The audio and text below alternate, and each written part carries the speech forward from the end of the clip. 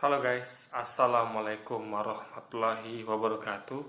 Kembali lagi bersama saya Bubi Herian, dan kali ini saya ingin komentari sebuah video dari Adelmando yang judul Lebay kalau dibilang pemerintah bungkam suara kritis. Kita langsung tonton videonya, habis itu akan kita komentari. Video ini hanya untuk mereka yang punya logika. Bagi yang tidak punya logika, skip aja. Sekarang ini sedang dibangun narasi bahwa pemerintah Jokowi anti demokrasi, anti kebebasan berpendapat. Ini guys ya, kalau bicara mengenai anti demokrasi, anti kebebasan berpendapat itu udah benar ya. Pertanyaannya adalah kenapa indeks demokrasi kita turun? Ya, kalau suatu negara itu indeks demokrasi turun, berarti dia mengarah semakin ke anti demokrasi gitu. Jadi kalau ini fakta itu berbanding lurus dengan dengan narasi yang menyebutkan kalau pemerintah anti demokrasi. Kalau nggak mau disebut pemerintah anti demokrasi, ya naikkan lagi indeks demokrasi gitu, kasih kebebasan berpendapat gitu kan. Jadi jangan ada kayak ini sekarang nih, contoh kayak film Jejak Khilafah ini diblokir pemerintah gitu ya kan, dan banyak lagi gitu. Jadi situs-situs apa juga yang situs-situs yang berhubungan dengan Islam itu juga diblokir oleh Menkominfo. Lalu juga ada wacana sertifikasi ulama itu. Jadi semua itu diatur pemerintah ya, untuk membungkam gitu guys. Untuk membatasi ruang gerak dari orang-orang untuk mengeluarkan menyampaikan ekspresinya gitu, ya kan? Dan banyak lagi hal lainnya gitu. Jadi semua ini berakibat kepada indeks demokrasi kita yang terus turun gitu. Konon pemerintah membungkam suara kritis. Konon mereka yang berani mengkritik pemerintah akan diteror. Begitulah framingnya. Buat saya sih segenap tuduhan ini berlebihan adanya. Ya mungkin karena saya agak bias mengingat saya pendukung Jokowi. Tapi rasanya sih memang tuduhan itu tidak melandaskan diri pada bukti yang kuat. Saya mau beri contoh laporan koran dan majalah Tempo tentang diretasnya medsos Pandu Riono. Pandu adalah ahli epidemi dari Universitas Indonesia yang memang dikenal sering mengkritik pemerintah. Nah, di Tempo terbaru 22 Agustus ada wawancara dengannya. Di pengantar wawancara, Tempo menulis, Pandu Riono menjadi target serangan di dunia maya karena lantang mengkritik pemerintah dalam menangani pandemi COVID-19. Akun Twitternya diretas. Ia menganggap serangan itu sebagai distraksi isu dari penanganan pandemi yang belum berhasil dialihkan ke dia yang dianggap menyuarakan. Dan ingat guys, bukan cuma pemerintah, tapi juga pendukungnya. Yang kita soroti itu tentu bukan pemerintah, tapi pendukungnya. Bagaimana pendukungnya ya begitu gencar melabeli pihak-pihak yang mengkritik pemerintah dengan sebutan sebagai kadal gurun, apalagi onta, radikal, intoleran, teroris, anti Pancasila, anti KRI gitu. Bahkan apalagi lalu menghujat khilafah gitu, dan HTI juga, dan yang lainnya juga. Bahkan ulama-ulama pun yang memimpin demo, memimpin penyuarakan aspirasi itu dikriminalisasi, seperti Rizik Syihab, Habib Rizik Smith gitu kan. Jadi ini masalah bukan hanya pada pemerintah, tapi juga pada pendukungnya, dan pemerintah terkesan membiarkan pendukungnya ini untuk melakukan itu gitu. Jadi ini bukan murni pemerintah saja, tapi yang lebih parah lagi tentu pendukungnya. Bahkan kemarin itu yang kita bisa lihat lah cerita teror itu, cerita intimidasi itu terbukti kemarin waktu di Bangil itu kan, bagaimana oknum dari Ansor Banser itu mempersekusi, mengintimidasi, meneror, apalagi katanya membentak gitu, menunjuk gitu kan, kayak sepuh gitu, bahkan memaksa untuk menangani pernyataan yang dia tuh sendiri nggak merasa melakukan itu gitu kan. Jadi dan dia dengan keren saya lihat ya, Bapak Kiai Sepuh ini dia cukup mengatakan lapor saja ke polisi gitu, kita proses di pengadilan gitu kan, daripada anda nunjuk saya, daripada anda bentak-bentak saya, daripada anda terus saya, bagusnya anda lapor polisi gitu. Itu lebih elok dan lebih bermartabat gitu, dan lebih beretika tentunya. Nah, kenapa orang-orang melihat pemerintah seakan-akan anti demokrasi dan anti kebebasan berpendapat? Karena pertama, indeks demokrasi kita terus turun. Kedua, pemerintah membatasi banyak hal gitu, seperti adanya sertifikat ulama, apalagi adanya lagi pelarangan pemblokiran video khilafah, beberapa situs yang dukungan Islam itu juga diblokir gitu. Lalu pendukungnya juga melakukan teror-teror dan melakukan hal-hal semacam yang tadi saya katakan tuh, label-label yang buruk kepada kelompok yang mengkritik pemerintah gitu. Jadi dan pemerintah pun diam saja melihat pendukungnya seperti itu gitu. Jadi itu sebabnya kenapa indeks demokrasi kita terus turun gitu guys. Koreksi. Kemudian Tempo mengabarkan kritik terbaru Pandu ditujukan pada tim peneliti Unair yang bekerja sama dengan BIN dan TNI AD dalam meracik obat COVID-19. Unair mengklaim itu berpotensi menjadi obat COVID pertama. Tapi Pandu dengan keras mengkritisi klaim itu. Menurut Tempo, Pandu memang banyak mengkritik pemerintah. Dari soal penghentian rapid test, mendesak diperkuatnya pengetesan dan pelacakan, serta menyebut Satgas Penanganan COVID-19 sebagai tidak perlu ada. Koran Tempo pada 22 Agustus juga menulis berita utama dengan judul Pembungkaman di Masa Pandemi. Tempo menulis, tangan-tangan tak terlihat berusaha membungkam media, organisasi, dan ahli yang getol mengkritik kebijakan pemerintah. Nah, ini bisa jadi pemerintah dan bisa jadi pendukungnya gitu. Ya kan, tangan-tangan tak terlihat ini gitu. Jadi pemerintah tuh seyogianya kalau nggak mau indeks demokrasi kita terus turun, nggak mau dituduh anti demokrasi dan kebebasan, ya tindaklah pendukungnya yang sudah kelewat batas gitu, yang seperti kemarin juga dipanggil itu dan namanya juga gitu. Pemerintahnya membiarkan, jadi wajar kalau indeks demokrasi kita turun dan itu menjadi parameter untuk menilai kita memang pemerintah ini sudah menuju ke arah anti demokrasi dan anti kebebasan berpendapat dalam menangani pandemi COVID-19. Mereka meretas situs berita, membajak akun media sosial, hingga menyerang kehidupan pribadi. Walau Tempo tidak hanya memberitakan kasus Pandu, tapi kasus Pandu memang nampak menonjol. Dia digambarkan menjadi target operasi. Akun Twitternya diretas, dia juga sempat diancam dari WhatsApp yang tidak dikenal. Nomor tidak dikenal itu mengirim foto Pandu dengan seorang perempuan kepada banyak orang. Orang anonim itu juga mengancam foto itu akan disebarkan bila Pandu tidak berhenti mengkritik pemerintah.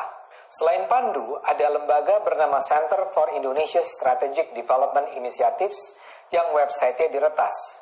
Lembaga ini juga sering mengkritik kebijakan pemerintah. Tentu saja kita harus khawatir dengan gejala teror semacam ini. Tapi siapa pelaku teror? Tidak jelas. Tempo sendiri, yang pasti pelaku teror itu orang-orang yang berhubungan dengan pemerintah, baik itu pemerintah sendiri ataupun pendukungnya, itu yang pasti. Karena lawannya adalah yang mengkritik pemerintah gitu. Nggak mungkin yang sesama yang suka mengkritik pemerintah itu yang meretas dan melakukan teror, nggak mungkin gitu. Jadi sekali lagi ya, kita sudah sekarang ini. Jadi kembali lagi alamat pemerintah, karena pemerintah yang punya kekuasaan untuk menghentikan ini semua gitu, menghentikan kekisruhan ini, untuk menghentikan teror-teror yang ada ini gitu. Kalau pemerintah diam, ya kita tentu menganggap pemerintah membiarkan lalai dan membiarkanlah teror terjadi, walaupun itu dilakukan tentunya oleh pendukungnya sendiri, bisa jadi juga dari pemerintah, karena kan lebih jelas. Tapi yang pasti bukan dari pihak yang mengkritik, pasti dari pihak yang anti kritik terhadap pemerintah, itu pasti guys. memang tidak menyatakan bahwa yang membungkam Pandu adalah pemerintah. Tapi dengan menulis Pandu menjadi target serangan di dunia maya karena latang mengkritik pemerintah, atau dengan menulis tangan-tangan tak terlihat berusaha membungkam media, organisasi, dan ahli yang getol mengkritik pemerintah, Tempo sudah secara jelas mengarahkan telunjuk ke pemerintah. Enggak, itu salah ya. Kalau orang cerdas tidak akan menganggap seperti itu, karena itu luas pengertiannya. Tangan-tangan tak terlihat, bisa tangan-tangan dari pemerintah atau mendukungnya, atau tadi itu apa katanya yang pertama itu membungkam Pandu yang sering mengkritik pemerintah. Kan pemerintah ini punya elemen pendukungnya juga gitu. Jadi jangan berpikir sempit. Maksudnya itu adalah itu bisa jadi pilih pihak pemerintah maupun yang pendukungnya gitu. Ini kan bahasa luas umum, bukan bahasa sempit. Ya, kayak saya nih, ada yang nyerang saya nih, misalnya gini. Saya misalnya mengkritik bos saya, tiba-tiba saya diteror atau saya diiniin. Nah, tentu yang bisa meneror itu kan bisa di bos saya sendiri atau orang-orang pendukungnya atau anak buahnya gitu kan. Ini kan logika sederhana. Atau saya katakan saya diteror karena sering mengkritik bos saya gitu. Bisa jadi bos saya yang langsung meneror saya atau lewat bawahannya gitu. Dan sekali lagi pemerintah pun kan tentu punya influencer gitu. Mereka menghabiskan dana besar untuk influencer, dan kita tahu ya, dan beberapa influencer ya bisa jadi karena kita nggak tahu dana itu digelontorkan mana aja, yang penting itu pada influencer, dan kita tahu ada orang-orang yang memang getol gitu pemerintah gitu guys, bukan mengkritik pemerintah tapi getol membela pemerintah bisa-bisan, bahkan dengan membela sih oke, masih bisa kita terima, walaupun juga harus dengan akal sehat gitu. Tapi yang parahnya mereka bukan hanya membela, tapi mereka malah menyerang kelompok lain, kelompok yang mengkritik pemerintah dengan sebutan yang hina, dengan kata gurun, teroris, intoleran, anti Pancasila, NKRI, kadal gurun, apalagi onta gitu kan. Ini kan hina sekali. Bahkan juga mereka menyerang khilafah gitu, HTI. Ini sekali lagi guys ya. Ini menjadi semakin kuat tuduhan gitu. Kenapa pemerintah menyewa influencer padahal mereka punya humas gitu. Kan buang-buang uang rakyat. Karena rakyat itu karena pemerintah kan nggak perlu marketing. Pemerintah bukan bisnis. Pemerintah itu adalah cukup bekerja dengan baik, sampaikan informasi melalui humas, selesai, nggak perlu sewa influencer dan segala macamnya. Itu pembosanan anggaran. Jadi apa guna humas gitu kan. Jadi apalagi indeks kita terus turun gitu. Jadi sekali lagi ya, ini bukan menuduh pemerintah, tapi ujungnya ke pemerintah juga. Karena walaupun dilakukan pendukungnya sendiri, kenapa pemerintah diam saja dan tidak tegas terhadap pendukungnya yang sudah berlebihan ini guys. Ini yang saya katakan mengada-ada. Kalau kita baca laporan-laporan Tempo itu, jelas sekali tidak ada yang meyakinkan tentang siapa pelaku teror. Di pengantar artikel di koran Tempo tertulis, jejak para pelaku vandalisme digital ini mulai terpetakan. Tapi kalau dibaca beritanya, janji itu tidak terpenuhi. Menurut tim yang melacak peretasan akun Pandu, penelusuran tim investigasi sudah menemukan sejumlah dugaan pelaku peretasan, tapi belum sampai pada kesimpulan. Ada juga narasumber yang mengatakan juga kemarin tuh waktu pembatasan di universitas ya, singkat betul itu, kata universitas itu akan sweeping dari ideologi khilafah dan sebagainya. Jadi India sudah sampai pelarangan ke pemerintah ke universitas itu guys, lembaga yang seharusnya itu independen, yang betul murni adalah akademisi, nggak ada campur tangan pemerintah di dalamnya seharusnya gitu. Pemerintah cukup mengawasi, nggak sampai melakukan sweeping dan segala macamnya gitu. Pemerintah seakan membungkam kebebasan untuk berbicara di dunia kampus gitu guys. Bahwa peretas sudah ketahuan login dari mana dan indikasi jaringannya kemana saja. Tapi semua itu cuma indikasi. Sialnya narasumber yang dikutip adalah sumber yang tak mau disebut namanya. Jadi kita tidak tahu seberapa kredibel orang. Tentu, karena ini kan berbahaya gitu. Pandu ini teror, apalagi Pandu ini cuma mengkritik, apalagi ini orang yang langsung menunjukkan sumber teror itu gitu. Nah, itu luar biasa lagi gitu. Ibaratnya gini loh, misal saya sering mengkritik bos saya, misal logika ya, lalu tiba-tiba saya teror, bisa oleh bos saya atau lawan buahnya, gitu kan, atau pendukungnya. Nah, lalu bisa nggak tahu nih, kita nggak tahu siapa sebenarnya, apakah bos saya, apa anak buahnya. Ya, tapi kan orang juga ada juga pendapat bukan bos atau pendukungnya, bisa lain. Padahal logika kan nggak mungkin seperti itu. Nah, tiba-tiba ada yang tahu di telecaknya kan, oh ini yang sebenarnya yang melakukan itu si Anu. Nah, itu kan berbahaya bagi dia. Sedangkan saya aja yang ketika bosnya diteror, apalagi dia yang mengemukakan informasi penting siapa peneror itu gitu. Jadi sekali lagi ya, intinya adalah kenapa dibiarkan ada teror semacam itu, pemerintah kenapa diam saja, itulah masalahnya guys. Jadi kalau pemerintah tegas menindak itu, kita akan percaya pada pemerintah, kita akan menganggap pemerintah itu memang tidak membungkam, tapi memang itu murni dari pendukungnya gitu. Tapi sayangnya pemerintah kan diam saja, itu semakin menguatkan dugaan kalau memang kita meyakini kalau pemerintah ini sudah mengarah ke arah anti demokrasi dan anti kebebasan berpendapat. Itu. Begitu juga ketika Tempo menulis ada 30 orang atau lembaga yang kritis terhadap pemerintah yang menjadi korban serangan digital. Tempo tidak merinci siapa nama-nama korban serangan digital itu. Hanya ditulis di sana yang diserang adalah jurnalis, akademisi, dan orang-orang yang mengkritik kebijakan pemerintah. Apa bentuk serangan digitalnya? Tidak jelas. Siapa nama-namanya? Tidak jelas. Apa bentuk kritiknya? Tidak jelas. Kita seolah-olah diasumsikan harus percaya saja. Sulitnya lagi, dalam kasus Pandu, dia juga enggan melaporkan peretasan akunnya ke aparat hukum. Dia bahkan menghindar ketika dia mau diwawancara Tempo. Begini, Ini tentu kenapa dia nak melaporkan ke hukum, karena ada banyak pandangan percuma gitu guys, laporan ke hukum, karena juga kita banyak melaporkan, kayak ada Mandu dilaporkan bagaimana dia melakukan hal kelewat batas tapi tidak diproses, video dengan Indonesia Regar dan lain sebagainya. Jadi itu membuat kita nih semakin ragu untuk melapor gitu, karena kayaknya nggak ada gunanya gitu guys. Jadi kepercayaan pemerintah ini sudah mulai hilang gitu guys, kepercayaan pada hukum sudah mulai hilang. Makanya kalau pemerintah membetulkan itu semua ya, memang memproses hukum dengan benar, tidak tebang pilih, tidak pandang bulu, itu kita semua akan percaya pada pemerintah gitu dan percaya pada hukum. Tapi sayangnya tidak gitu, makanya orang kadang-kadang malas melaporkan karena cuma udah dilaporkan berkali-kali juga nggak juga ada hasilnya gitu kan. Soal serangan digital itu. Dia bilang dia ingin fokus pada penanganan COVID. Tempo juga memberitakan bahwa terjadi peningkatan serangan peretasan terhadap website media online. Tempo baru saja diretas. Kemudian Tirto ID juga diretas. Menurut Tempo, tahun lalu ada 5 media diretas. Tapi anehnya, Tempo juga memberitakan bahwa semua media yang jadi korban memilih tidak melapor ke polisi. Akibatnya kita semua hanya bisa berspekulasi, menduga-duga. Dan karena semua menduga-duga, menurut saya berlebihan sekali untuk menyimpulkan bahwa orang seperti Pandu berusaha dibungkam karena rajin mengkritik. Ini guys ya, semua itu kan fakta terjadi. Tempo diretas, Tito diretas, kebebasan bicara itu akan dibungkam dengan larangan di kampus-kampus, membicarakan tentang khilafah dan sweeping kampus, lalu mau mensertifikasi ulama, apalagi banyak lagi kejadian di negeri ini ya, yang menurut saya itu nggak apalagi itu beberapa HTI gitu. Jadi HTI itu kan udah lama berdakwah gitu, kenapa baru sekali dibubarkan gitu kan? Karena selama ini tidak ada masalah dengan pemerintah sebelumnya.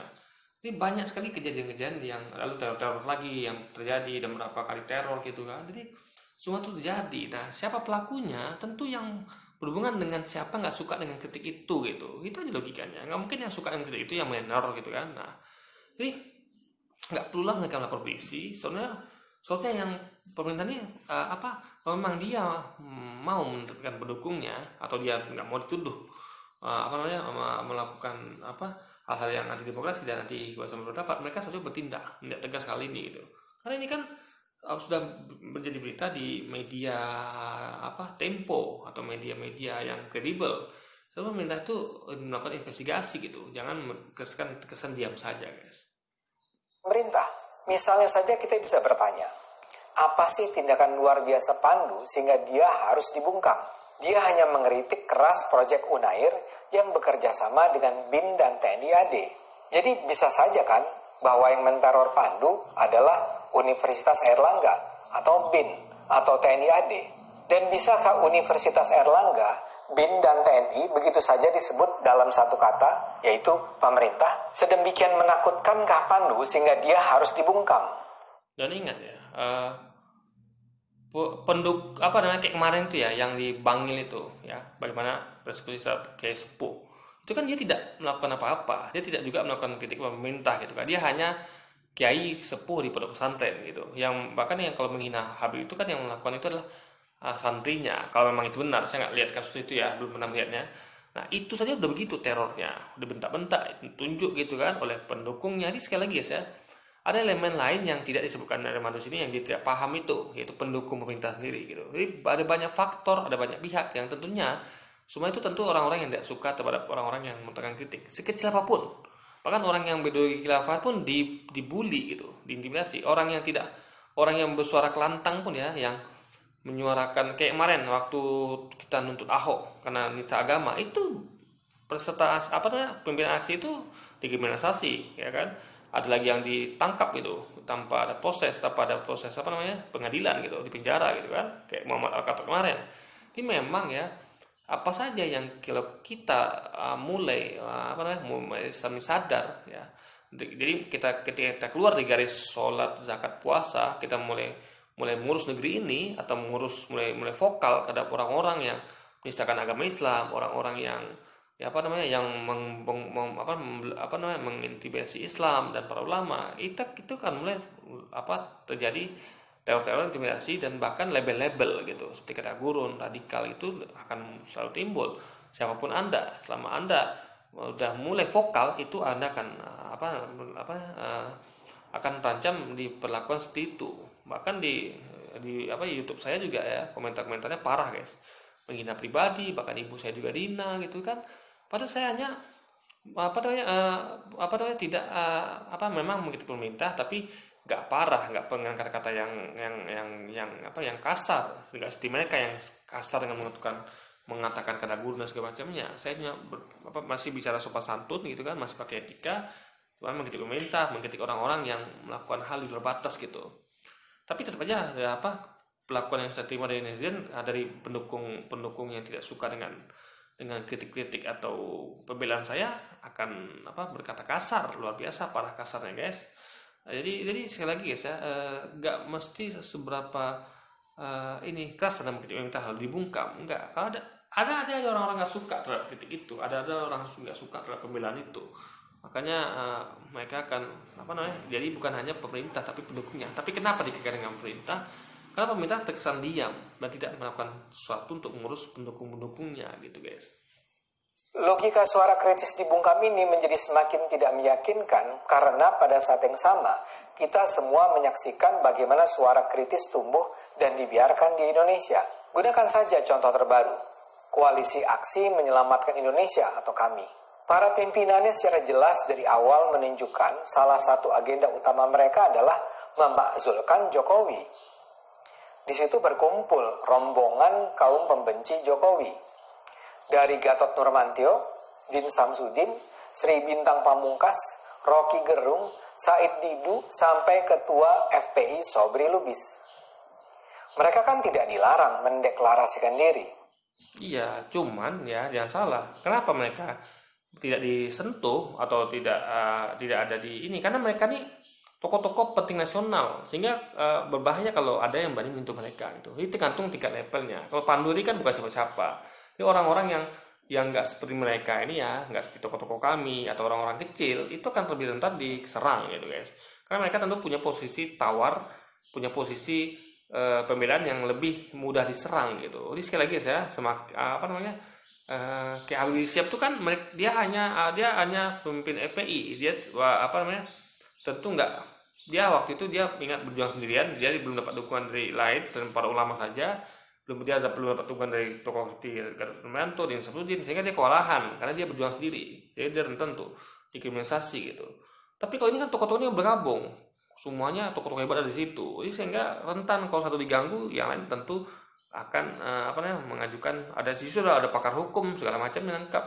Jadi karena kuat, kami itu kuat gitu, karena gabungan tokoh-tokoh nasional gitu. Beda kalau kemarin Habib Rizik itu kan sendirian, paling mereka para ulama ini apalah ya kan, mereka nggak terlalu semuanya ngerti hukum, dan mereka juga tentu kurang sekali dalam hal pemerintahan. Kalau situ kan tidak, kami ini ada Gatot Nurmantio, mantan Panglima TNI, ada juga Adi Samsudin, mantan Ketua Muhammadiyah dan lain sebagainya, pakar ekonomi juga ada gitu, pakar hukum juga ada, Refli Harun, pakar politik negara juga ada gitu kan. Jadi ini tim yang lengkap kami ini, sehingga dan itu kita kita apresiasi karena mereka mau bergabung, sehingga kalau kita bersatu kita akan kuat gitu guys. Jadi selama ini kita Rizik itu berjuang sendirian, dia hanya dibantu umat.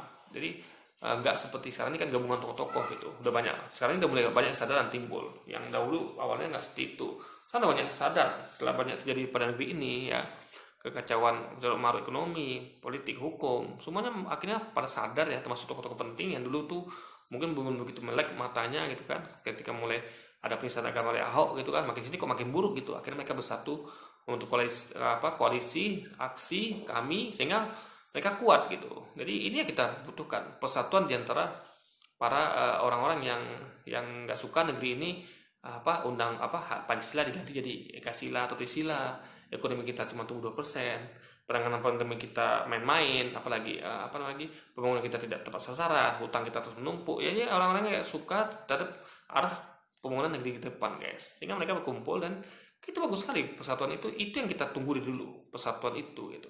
Kalau kita bersatu kita akan kuat gitu guys. Jadi terus bersatu ya, terus kita serukan kritik ya bersama-sama, berjamaah, jangan sendirian. Karena kalau bersatu kita kuat. Dan sekarang alhamdulillah sudah muncul kesadaran daripada tokoh-tokoh bangsa kita ya, Dan kita tentu akan makin kuat karena persatuan itu. Mereka diundang dan bicara secara bebas di media. Sekarang di dunia maya juga banyak akun YouTube yang isinya sangat kritis terhadap pemerintah. Dari akun Refli Harun, Rocky Gerung, sampai Bosman Mardigowowi. Viewersnya bisa ratusan ribu. Apakah YouTube mereka di take down? Tidak. Yang mengeritik kebijakan penanganan COVID banyak. Saya sendiri mengeritik Menkes Terawan. Saya terlibat dalam petisi mengganti Yasona Lawli dalam kasus Harun Masiku. Atau petisi menolak revisi Undang-Undang KPK. Hidup saya aman-aman saja tuh. Karena itu sejauh ini saya masih menganggap narasi pemerintah membungkam. Nah, kalau ada Mando ya iyalah, dia pun dukung pemerintah gitu kan. Jadi nggak mungkin pemerintah melakukan sesuatu pada pendukung sendiri, atau semua pendukung melakukan sesuatu pada pendukungnya sendiri gitu, atau sama pendukung, itu nggak mungkin. Jadi sekali lagi guys, ada yang Mando nggak bisa dicontoh untuk hari ini ya. Nggak mungkin sesama kawan makan kawan gitu. Ini sekali lagi guys ya. Di Cokro TV kan juga ada tuh kayak Mas Hal, awal-awal bagus sekali menurut saya tuh ketika dia mengatakan kalau kita cinta Jokowi, kita juga nggak mesti harus lebay membelanya gitu. Itu bagus sekali. Jadi nggak mungkin kawan makan kawan gitu guys. Jadi kalau untuk kasus Armando itu harus kita kesampingkan tentunya, karena itu tidak fair memasukkan Ade Armando dalam hal ini. Para kritis ini lebih bersifat konstruksi framing yang masih butuh pembuktian. Apalagi tukang twistnya atau spin dokternya juga banyak. Anda mungkin cukup terkenal dengan kasus Veronica Koman ya. Aktivis pendukung separatisme Papua ini kuliah di Australia dengan biaya uang rakyat Indonesia melalui skema beasiswa LPDP. Setelah lulus, dia memutuskan untuk tidak pulang ke Indonesia. Karena itu, pemerintah Indonesia meminta dia mengganti biaya kuliah di Australia yang memang mencapai lebih dari 700 juta rupiah. Karena tidak punya uang, Veronica membangun kisah bahwa dia dipaksa bayar uang 700 juta rupiah karena dia sering mengkritik pemerintah Indonesia. Gini guys ya, untuk kasus ini ya, ini sangat lucu ketika pemerintah meminta kembali uang yang telah diberikan kepada orang lain. Kita kan nggak boleh meminta uang yang kita berikan. Tapi kan itu pemberian gitu, hibah gitu. Jadi ini sama kayak ya ini memang nggak layak gitu guys. Anda sudah memberikan uang lalu Anda minta kembali gitu. Jadi gini, soalnya pemerintah itu ya kalau memang kalau pengen jadi gini, pemerintah itu seharusnya berbuat yang terbaik untuk anak bangsa, untuk rakyat, sehingga nanti yang rakyat ini akan membela pemerintah gitu. Jadi Veronica Koman sendiri pun kalau dia tidak ada kritik, dia akan mengkritik pemerintah gitu. Jadi dia kenapa dia memilih di Australia? Karena dia pikir pemerintah ini nggak bisa memberikan dia apa-apa. Pemerintah Australia bisa memberikan dia lebih gitu. Jadi makanya pemerintah harus sadar diri dan berkaca dan seharusnya berbenah diri. Kenapa setiap saya memberikan biaya kuliah untuk anak bangsa ke luar negeri itu mereka malah meninggalkan Indonesia, malah mereka bukannya ingat dengan kacang seperti mereka itu seperti kacang lupa kulitnya gitu. Nah, pemerintah harus berdiri. Kenapa mereka seperti itu? Itu tentu karena mereka tidak puas dengan pemerintah. Mereka menganggap kalau mereka yang di Australia itu bisa memberikan lebih gitu. Jadi pemerintah ini seharusnya ya memberikan lebih dengan apa yang diberikan Australia, atau pemerintah mendidik rakyatnya untuk lebih mencintai Indonesia dengan cara apa? Tentu dengan pemerintah itu juga mencintai negaranya sendiri. Kita juga harus mencintai rakyat sendiri, membangun dengan benar gitu. Sehingga kalau lihat di si Koman pendidikan lihat atau yang lain itu yang kuliah negeri itu dibayar pemerintah, lihat pemerintah kita ini ternyata cinta pada rakyatnya, cinta pada negerinya, membangun dengan benar gitu. Tidak berhutang, tidak mengarahkan negeri ini semakin terpuruk ke dalam jurang gitu kan. Mereka akan mendapat contoh yang baik. Jadi mereka itu akan timbul jiwa patriotismenya, nasionalismenya, heroismenya gitu. Tapi kalau mereka melihat pemerintah seperti ini, ya mereka nggak semangat. Bagi Australia bisa memberikan mereka lebih gitu. Jadi dan lagi kan tidak layak juga meminta uang yang sudah diberikan kepada orang lain gitu guys. Jadi ini tentu mereka tentu merasa kesal gitu kan. Kenapa kok uang yang dikasih diminta lagi gitu? Ya, drama queen kan?